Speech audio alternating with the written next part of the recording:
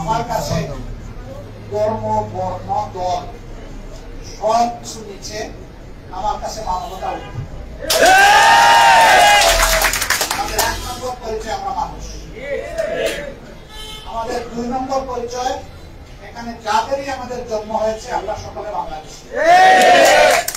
বাংলাদেশে এমন কিছু আজগুবি কথা আমরা শুনছি এমন কিছু মানুষের মুখে যা আমাদের ভাবতে লজ্জা হয়। বলা হচ্ছে আমাদের ধর্ম বর্ণের কোনো বিষয় নাই। তাহলে কে মুসলিম কে অমুসলিম এই পরিচয় দরকার নাই। বাংলাদেশী এটাই বড় পরিচয়, মানুষ বড় পরিচয়। এটা হচ্ছে এক প্রকার নাস্তিকতা সুলভ বক্তব্য। জর্জ সরস আমাদেরকে যে মতবাদ বাংলাদেশে সাপ্লাই করতেছে, আর আমার দেশের রাইটিস্ট ইসলামিস্ট দাড়িওয়ালা টুপিওয়ালা রোজা গিলতেছে ক্ষমতায় যেতে। আপনারা কি ইসলামী রাষ্ট্র ব্যবস্থার আদর্শ বাদ দিয়া বাংলাদেশের ক্ষমতায় যেতে চান? জাসদের ইনু, আওয়ামী লীগের মন্ত্রী তোফায়েল, রাশেদ খান মেনন ঢাকা বিশ্ববিদ্যালয়ে শহীদ আব্দুল মালেকের মাথায় ড্রিল মেশিন দিয়ে ছিদ্র করেছিল। শহীদ আব্দুল মালেকের জানাজা হয়েছিল বাইতুল মুকাররমের সিঁড়িতে। আওলাদে রাসূল মুস্তাফা মাহমুদ আল মাদানী রহমতুল্লাহ তার শরীরের রক্ত নিয়ে বলেছিল, আমি বেহেশতের ঘ্রাণ পাচ্ছি আব্দুল মালেকের রক্ত থেকে। যে বাংলাদেশে অসংখ্য মানুষ ইসলামী রাষ্ট্র প্রতিষ্ঠার জন্য রক্ত দিয়েছে, ফাঁসিতে ঝুলেছে, জেল জুলুম বরদাস্ত করেছে, সেই ইসলামী রাষ্ট্রের আদর্শের বাইরে যে কাউকে ইসলামের নামে রাজনীতি করতে দেওয়া হবে না বাংলাদেশে। উম্মতে মুহাম্মাদীকে রাষ্ট্র ক্ষমতায় যাওয়া ফরজ। রাষ্ট্র ক্ষমতায় যে শরীয়ত মোতাবেক তারা সৎ কাজের আদেশ করবে, অসৎ কাজে বাধা দিবে, ঠিক কিনা বলেন? অতএব মুসলমানের রাষ্ট্র ব্যবস্থার মূল আদর্শ হবে তারা সংসদ, পার্লামেন্ট, মন্ত্রী পরিষদ, আদালত, ব্যবসা প্রতিষ্ঠান, সেক্রেটারিয়েট, বিশ্ববিদ্যালয় সব জায়গা পরিচালনা করবে কোরআন ও সুন্নাহর আইন দিয়া, মানব রচিত কোন আইন দিয়ে নয়। অতএব আমাদের বাংলাদেশ নামক রাষ্ট্রকে প্রতিষ্ঠার ক্ষেত্রে আদর্শ থাকবে কি থাকবে না, সেইটা Plato, Archimedes, Abraham Lincoln, George Washington, Karl Marx, Lenin, Stalin, George সরস তাদের রাজনৈতিক আদর্শে বাংলাদেশ হবে না। আল্লাহর আখিরি নবী মুহাম্মদ সাল্লাল্লাহু আলাইহি ওয়াসাল্লাম ১৫০০ বছর আগে যে পরিপূর্ণ দ্বীন আমাদেরকে দিয়ে গিয়েছেন, সেই দ্বীনের আলোকে শরিয়া আইনে বাংলাদেশ আমরা গঠন করতে চাই। আমাদের শ্রেষ্ঠত্বের ঘোষণা কে করছেন? প্রথম হচ্ছে আমাদের পরিচয় হচ্ছে আমরা মুসলিম। আজকে বাংলাদেশে এমন কিছু আজগুবি কথা আমরা শুনছি এমন কিছু মানুষের মুখে যা আমাদের ভাবতে লজ্জা হয়। বলা হচ্ছে আমাদের ধর্ম বর্ণের কোনো বিষয় নাই, আমাদের বড় পরিচয় আমরা বাংলাদেশী। এটা কোনো মুসলমানের বক্তব্য নয়, মুনাফিকের বক্তব্য হইতে পারে। আমাদের প্রিন্সিপাল আইডেন্টিটি, আমাদের প্রধান পরিচয় আমরা মুসলিম না বাংলাদেশী। এটা তো পড়ে আমি বাংলাদেশী, এই পরিচয় পড়ে। আমার প্রথম পরিচয় কি? কে শিখাইছেন এই পরিচয় দিতে?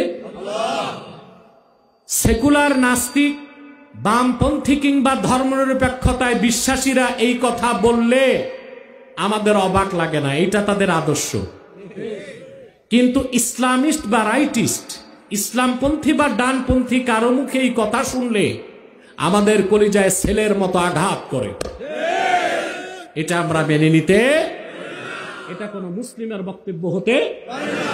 আমাদের প্রধান পরিচয় আমরা মুসলিম। এই পরিচয় দিতে কে বলেছেন? তো যিনি এই কথা বললেন ধর্ম বর্ণের কোনো বিষয় নাই, আমাদের পরিচয় হবে আমরা বাংলাদেশী, সে লোকটা কি আল্লাহ যে পরিচয় দিতে শিখাইছেন ওটাও বাদ দিতে বলেন? কথা বলেন, তার কথায় তো তাই বোঝা যায়। আল্লাহ আমাদের কি পরিচয় দিতে বলেছেন? আল্লাহ পাক বলেন, قُلْ يَا أَهْلَ الْكِتَابِ تَعَالَوْا إِلَى كَلِمَةٍ سَوَاءٍ بَيْنَنَا وَبَيْنَكُمْ أَلَّا نَعْبُدَ إِلَّا اللَّهَ وَلَا نُشْرِكَ بِهِ شَيْئًا وَلَا يتخذ بعضنا بعضا أربابا من دون الله فإن تولوا فقولوا اشهدوا بأننا مسلمون। কে শিখাইছেন? আমাদের পরিচয় কি বাংলাদেশি? প্রথম পরিচয় কি? মুসলিম, উম্মতে মুহাম্মাদি। এটাই আমার ও আপনার প্রিন্সিপাল আইডেন্টিটি। এই পরিচয় থেকে যারা আমাদের সরাতে চায় তারা ধর্মনিরপেক্ষতাবাদী ইহুদিদের দালাল ছাড়া আর কিচ্ছু নয়।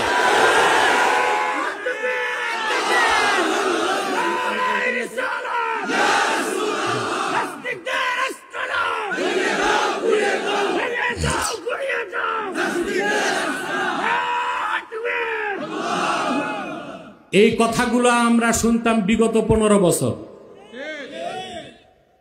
ধর্মনিরপেক্ষতার ঠিকাদারি যারা নিছিল তারাই কথা বলতো, কিন্তু ইসলামপন্থী বা রাইটিস্ট ডানপন্থী কারো মুখে কথা শুনতে হবে তা আমরা স্বপ্ন কল্পনা করি নাই। এই বক্তব্য প্রত্যাহার করতে হবে, এই বক্তব্য প্রত্যাহার করতে হবে। আমাদের পরিচয় আমরা মুসলিম, এর চেয়ে বড় কোনো পরিচয় আমাদের না। এই পরিচয় দিতে কে শিখাইছেন? আল্লাহ রাব্বুল আলামিন বলেন, প্রিয় হাবিব মুহাম্মদ সাল্লাল্লাহু আলাইহি ওয়াসাল্লাম, আপনি বলুন, হে আহলে কিতাব, আসো আমরা একটি কথা বিশ্বাস করি যেটা আমরাও মানি তোমরাও মানতে পারো। যে কথা আমরা ঐকমত্য স্থাপন করতে পারি সেটা হচ্ছে, আসো আমরা একমাত্র আল্লাহর ইবাদত করব, আল্লাহর সাথে কাউকে শরীক করব না, আমরা মানুষ হয়ে অন্য মানুষকে রব বানাবো না। এরপর আল্লাহ তাআলা বলেন, ফাইন তাওয়াল্লাউ, যদি কাফের মুশরিক অবিশ্বাসীরা এই কথা থেকে মুখ ফিরিয়ে নেয়, ফাকুলু শাহাদু বিআন্না মুসলিমুন, উম্মতে মুহাম্মাদি তোমরা তাদেরকে বলে দাও, অবিশ্বাসীরা সাক্ষ্য থাকো তোমরা, আমরা মুসলমান। আমাদের পরিচয় দিতে আল্লাহ কি বলছেন? মুসলিম। এর চেয়ে বড় পরিচয় আছে? এই পরিচয়টা আপনি কিভাবে গোপন করবেন?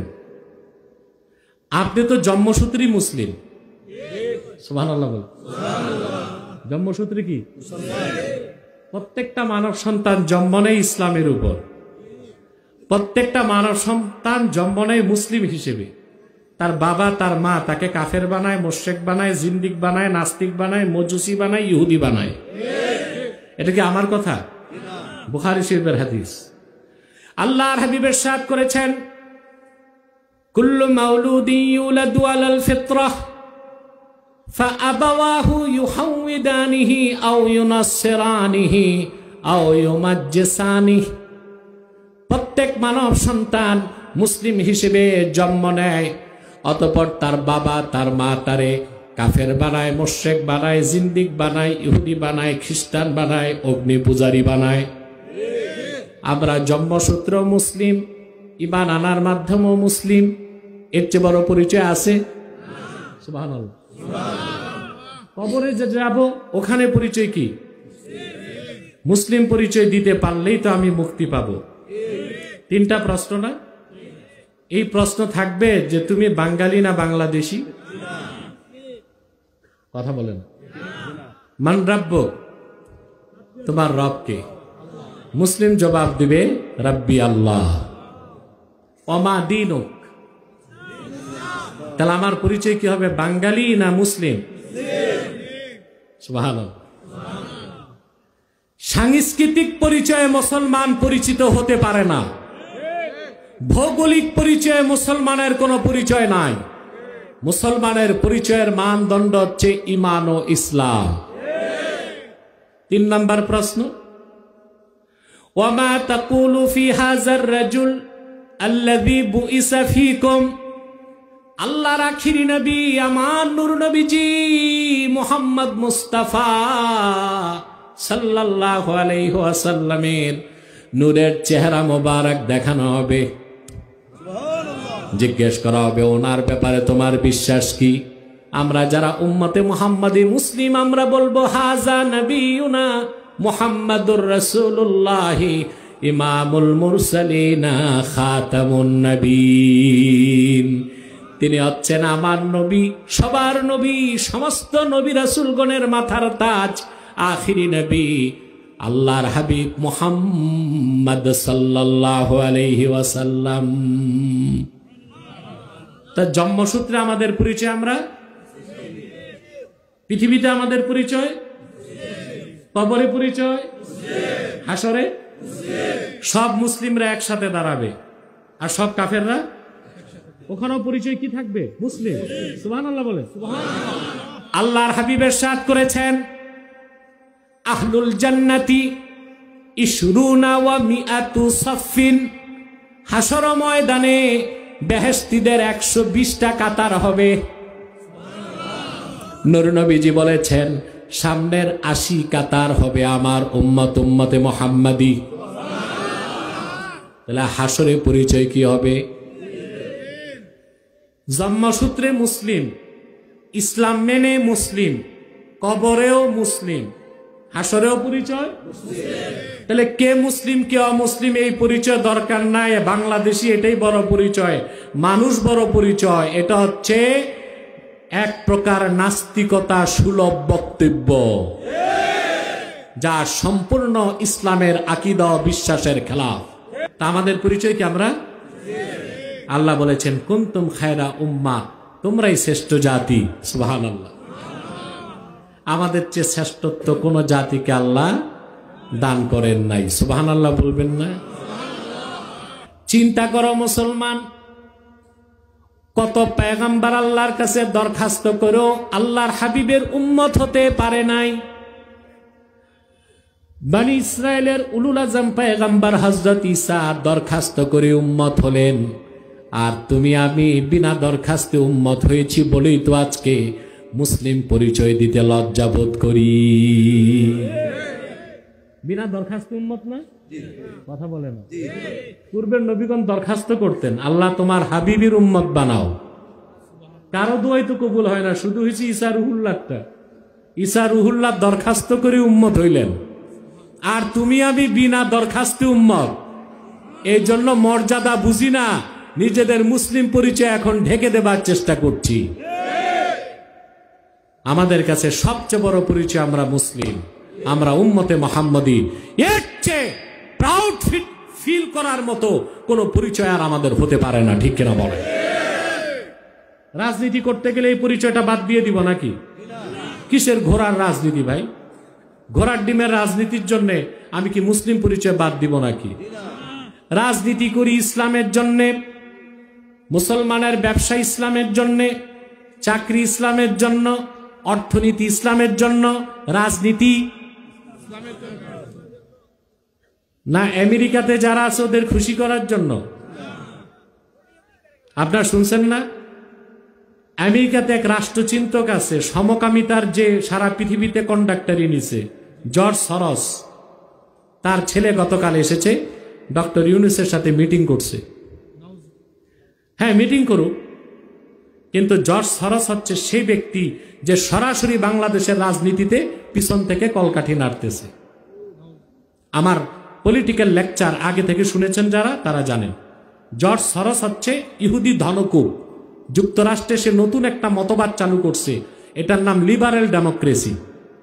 লিবারেল এই মতবাদটা সে চালু করছে আমেরিকাতে, এবং সমকামিতাকে সারা দুনিয়ায় প্রচার করার জন্য সে বিলিয়ন বিলিয়ন ডলার খরচ করতেছে। ট্রান্সজেন্ডার, হিজরা, সমকামিতা এগুলোর জন্য গত বছরই জর্জ সরস দিয়েছে $1 বিলিয়ন 12টা বিশ্ববিদ্যালয়কে। অত্যন্ত লজ্জার বিষয়, 12টার একটা হচ্ছে ব্রাক বিশ্ববিদ্যালয়।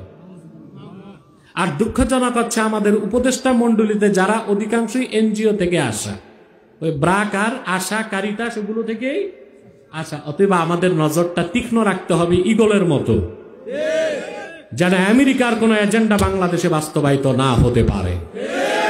রাজি থাকবেন?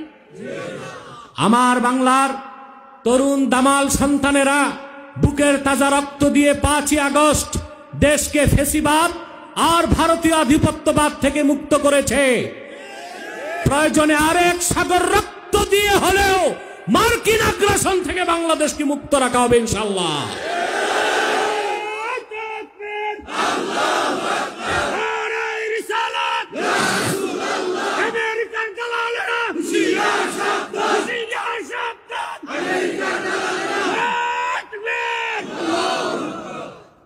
আপনারা বিপ্লব অভ্যুত্থান করেছেন 5ই আগস্ট। 3 দিন পর 8ই আগস্টে আমার সংবাদ সম্মেলনের বক্তব্য দেখুন।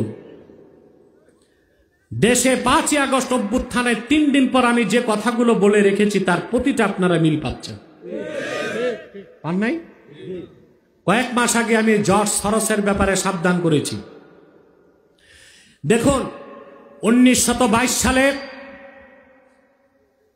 গ্র্যান্ড ন্যাশনাল অ্যাসেম্বলি করে তুরস্কে খেলাফতে ওসমানিয়ার সমাপ্তি ঘোষণা করছিল মোস্তফা কামাল পাশা আতাতুর্ক।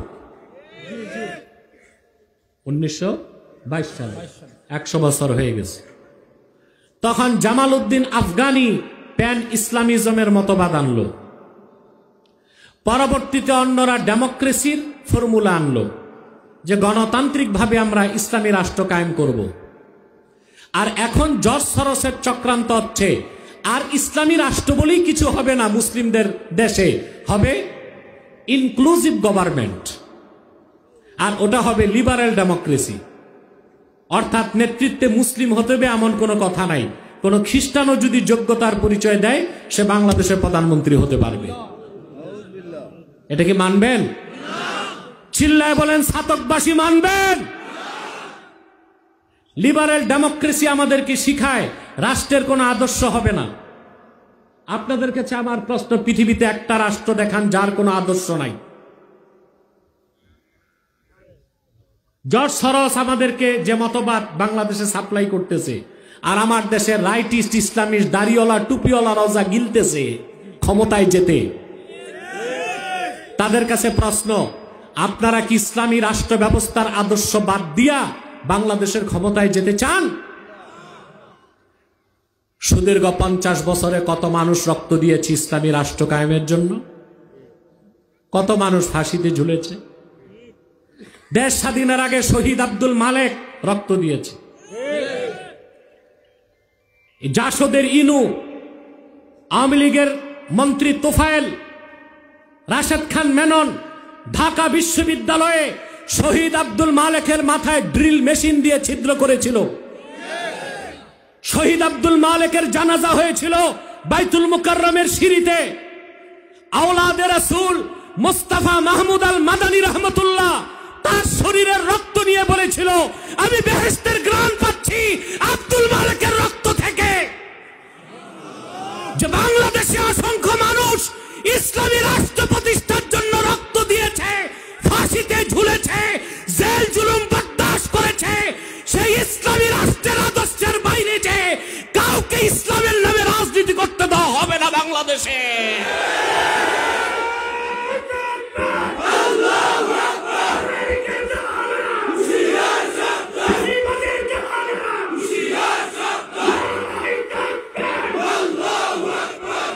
আমার ভাইরা, জর্জ সরোসের চক্রান্ত যদি বাংলাদেশে কি হবে বুঝতে চান, একটা বই পড়বেন। বইটা বাংলাদেশের বাজারে নাই, পিডিএফ থেকে নিবেন। ইসলাম, সেকুলারিজম অ্যান্ড লিবারাল ডেমোক্রেসি। লেখক হচ্ছে নাদের হাশমি। এই নাদের হাশমি হচ্ছে আবার ইরানের এবং শিয়া। বুঝলেন ইহুদিদের পয়সাটা কেমনে আসতেছে? অতএব ভাইরা, পৃথিবীতে এমন একটা রাষ্ট্র নাই যার কোনো আদর্শ নাই। আমেরিকা বলা হয় গণতন্ত্রের জননী, ঠিক না? ওই আমেরিকা স্বাধীন হয়েছে 249 বছর আগে। খ্রিস্টান ধর্মের প্রভাব থেকে সেই দেশ মুক্ত হতে পেরেছে? কথা বলেন। 249 বছরে খ্রিস্টান ছাড়া কেউ সে দেশের প্রেসিডেন্ট হতে পেরেছে? পারছে? তারা কি অলিখিতভাবে তাদের ধর্মের প্রভাব রাষ্ট্রে বিস্তার করে নাই? ভারতের প্রথম সংবিধান রচনায় যার অবদান ছিল তিনি মাওলানা আবুল কালাম আজাদ। আবুল কালাম আজাদ চেয়েছিল ধর্মনিরপেক্ষ ভারত। 70 বছর পার হয়ে গেছে, ভারত স্বাধীন হয়েছে। 30 কোটি মুসলমান থাকার পরও আজ পর্যন্ত কোন মুসলিম প্রধানমন্ত্রী হয়েছে? কথা বলেন। পৃথিবীর একটা দেশ দেখান, ইউরোপের কোন একটা রাষ্ট্রে কোন মুসলিম প্রেসিডেন্ট বা প্রধানমন্ত্রী হয়েছে? তো ধর্ম বা আদর্শের ভিত্তিতে রাষ্ট্র চলবে না, এই কথাটা হচ্ছে একটি প্রতারণাপূর্ণ কথা। শুধুমাত্র মুসলমানদেরকে রাজনৈতিকভাবে ইসলামী আদর্শ থেকে সরিয়ে দেবার একটি অপচেষ্টা। এক সময় চক্রান্ত ছিল খেলাফত থেকে সরিয়ে দেওয়া, আর এখন চূড়ান্ত চক্রান্ত ইসলামী রাষ্ট্র ব্যবস্থা থেকে সরায় দেওয়া। আমরা মুসলিম, কথা বলে না। আমাদের পরিচয় ঈমান ও ইসলামের ভিত্তিতে, ঠিক কিনা বলেন? আমরাই শ্রেষ্ঠ জাতি। আল্লাহ রাব্বুল আলামিন আমাদেরকে কাল কিয়ামতের দিন সবচেয়ে বেশি মর্যাদা দিবেন। দুনিয়া তো আমাদের মর্যাদা বেশি, আখিরাত তো আমাদের মর্যাদা বেশি। দুনিয়াতে আল্লাহ কত সম্মান আমাদেরকে দিলেন। পূর্বের কোন নবীর উম্মত যদি গুনাহ করত, সকালবেলা দরজায় লেখা উঠত, সারাকা ফুলান ইবনু ফুলান, এই লোকটা রাতে চুরি করছে। সকালে দরজায় লেখা উঠতে, এই লোকটা রাতে চুরি করছে। আল্লাহর হাবিবের খাতিরে উম্মতে মুহাম্মদীর কলঙ্ক আল্লাহ ঢেকে দিয়েছেন। আমরা যতই চুরি করি, চুরি করতে করতে আমাদের দেশে কেমন চোর ছিল দেখছেন না? আগে শুনতাম পুকুর চুরি, এরপরে সাগর চুরি, এখন দেখছি মহাসাগর চুরি। বাংলাদেশ থেকে কয়েক লক্ষ কোটি টাকা চুরির মাধ্যমে কোথায় গেছে? বেগমপাড়া। কোথায় গেছে? বেগমপাড়ায় গেছে, ঠিক না? এখন যদি আল্লাহ যদি তার হাবিবের সদকায় এই উম্মত আমাদেরকে যদি মায়া না করতেন, সম্মান না দিতেন, তাহলে এই বড় বড় দুর্নীতিবাজদেরকে ধরতে কি আর দুদক লাগতো না? তাদের দরজায় লেখা উঠত যে দরবেশ চুরি করছে 10,000 কোটি, ঠিক কিনা? এই মন্ত্রী চুরি করছে 3,000 কোটি, এই শিল্পপতি কুইক রেন্টাল বিদ্যুৎ থেকে চুরি করছে 21,000 কোটি, এই মহিলা পদ্মা সেতু থেকে চুরি করছে $5 বিলিয়ন। উঠতো কিনা? কিন্তু আল্লাহ তার হাবিবের খাতিরে এই কলঙ্ককে গোপন করে দিচ্ছেন। হিসাব হবে কই? তারপরে আল্লাহ সুযোগ রাখছেন, যত বড় গুনাহগার হোক উম্মতে মুহাম্মাদি, ইল্লা মান তাবা ওয়া আমানা ওয়া আমিলা আমালান সালিহান ফাউলাইকা ইউবাদদিলুল্লাহু সাইয়্যাতিহিম হাসানাত ওয়া কানাল্লাহু গফুরার রহিমা।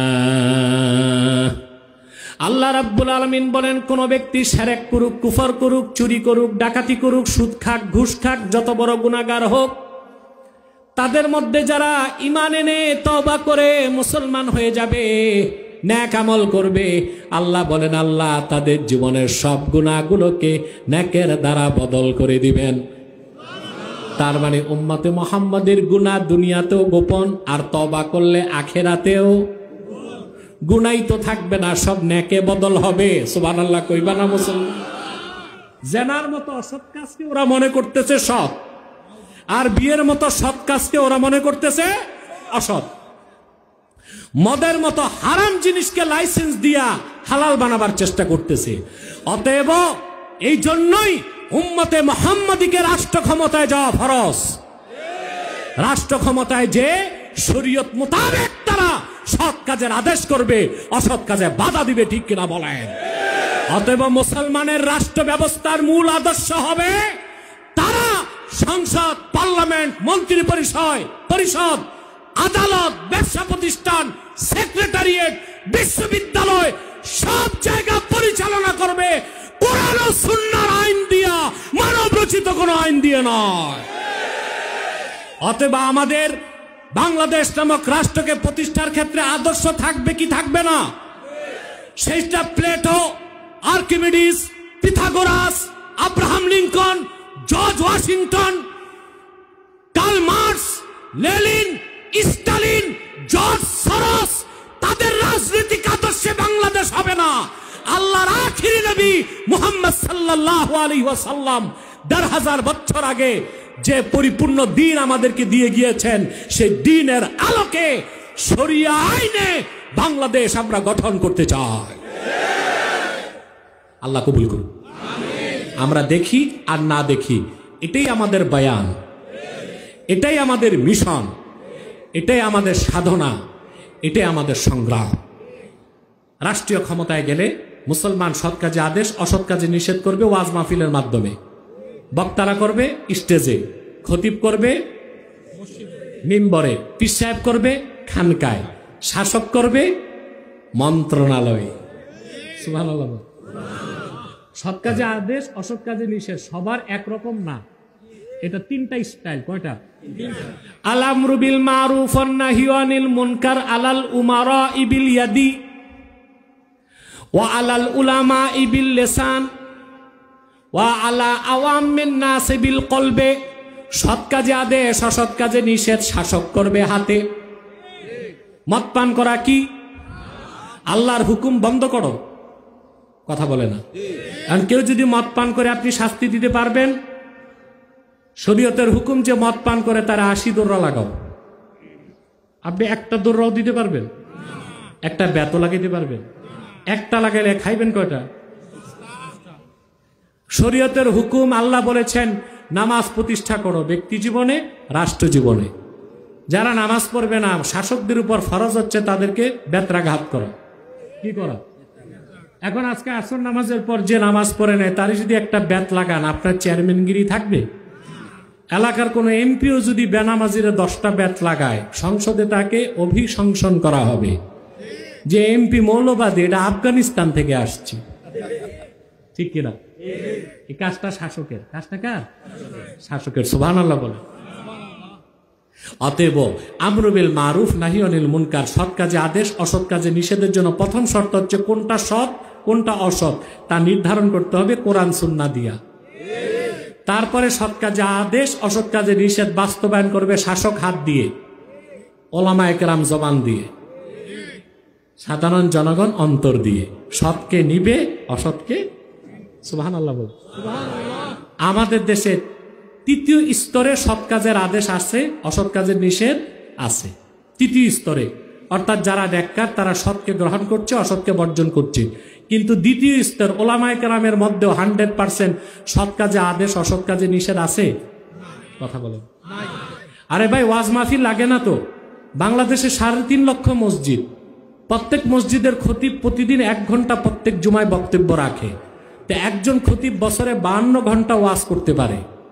তো প্রত্যেক খতিব যদি তার মিম্বর থেকে শিরক, কুফর, বেদাতের বিরুদ্ধে, ইমান আর ইসলামের পক্ষে কোরআন সুন্নাহ থেকে 1 ঘন্টা করে বছরে 52 ঘন্টা বক্তব্য তার সমাজকে উপহার দিতে পারে, 10 বছরে তুই সমাজটা একটা ইসলামী সমাজ হয়ে যাবার কথা। এটা কি হচ্ছে? প্রত্যেক আলোচক কি স্টেজে হক কথা বলতে পারে? কমিটি এসে কানের মধ্যে সাপুরে যেমন সাপের মন্ত্র পড়া দেয়, কমিটি এসে বক্তার কানে মন্ত্র পড়া দেয়। তখন লজ্জাপতি গাছ যেমন ধরলে চুপসে যায়, বক্তাও ঘুমটাটা লম্বা করে একটু নত হয়ে যায়। বক্তা মনে করে বেটা তোরা জাহান্নামের চৌরাস্তায় যা, আমারে ওয়াজ করতে দে আর হাদিয়া বেশি করে দে। হক কথা হচ্ছে বাংলাদেশে? সৎ কাজে আদেশ, অসৎ কাজে নিষেধ কি দ্বিতীয় পর্যায়ে হচ্ছে? রাগ করেন না ভাই, বাংলাদেশে যদি 3.5 লক্ষ মসজিদ থাকে, অধিকাংশ মসজিদেরই সভাপতি সুদখোর, সেক্রেটারি ঘুষখোর। তো মসজিদের খতিব সাহেবের চেয়ে এতিম আর আছে কি? সুদের বিরুদ্ধে কথা বললে দেখে সভাপতি চোখ মোটা করছে, উনি হচ্ছে গ্রামীণ ব্যাংকের অফিসার। কথা বলেন। ঘুষের বিরুদ্ধে কথা বলবে, দেখে পঞ্চায়েতের মাতবর বসা, উনি রোজার দিনও বিচার আচারে 2 দিক থেকে বাইপাস করে। তো সুদও গেল, ঘুষও গেল। খতিব বেচারা আর কি করবে? কবরের ওয়াজ শুরু করছে। এখন সব খুশি, সভাপতিকে আলহামদুলিল্লাহ, সেক্রেটারিকে সুবহানাল্লাহ। মানে খতিব ঠিক, খতিব ঠিক। জুমার পর তারে দেশি মুরগি দেয়া ভাত খাওয়া 500 টাকা পকেটে দিয়ে দিছে। ইমামের কথা, তোরা জাহান্নামের চৌরাস্তায় যা, আমার চাকরি ঠিকঠাক, পয়সা ঠিকঠাক। তাহলে সৎ কাজে আদেশ, অসৎ কাজে নিষেধের দ্বিতীয় যে স্তর সেখানেও হচ্ছে না। আর প্রথম স্তর যেটা শাসকরা আইনের মাধ্যমে সৎ কাজ প্রতিষ্ঠা করবে, অসৎ কাজ নিষেধ করবে, সেটা তো মোটেও বাংলাদেশে হচ্ছে না। অতএব ভাইয়েরা, আমাদের কাজকে আল্লাহ বলে দিয়েছেন কুনতুম খাইরা উম্মাতিন উখরিজাত লিন্নাস উম্মতে মুহাম্মাদি তোমরাই শ্রেষ্ঠ জাতি। তা'মুরুনা বিল মারুফ, সৎ কাজে তোমরা আদেশ করবে, ওয়া তানহাউনা আনিল মুনকার, অসৎ কাজে বাধা দিবে, ওয়া তু'মিনুনা বিল্লাহ, আল্লাহর উপর তোমরা ঈমান আনবে। ওয়ালাউ আমানা আহলুল কিতাবি লাকানা খাইরাল লাহুম মিনহুমুল মুমিনুনা ওয়া আকসারুহুমুল ফাসিকুন। সাদাকাল্লাহুল আযীম ওয়া সাদাকা রাসূলুহুন নবিয়ুল কারীম ওয়া নাহনু আলা যালিকা মিনাশ শাহিদিন ওয়াশ শাকিরিন আলহামদুলিল্লাহি রাব্বিল আলামিন।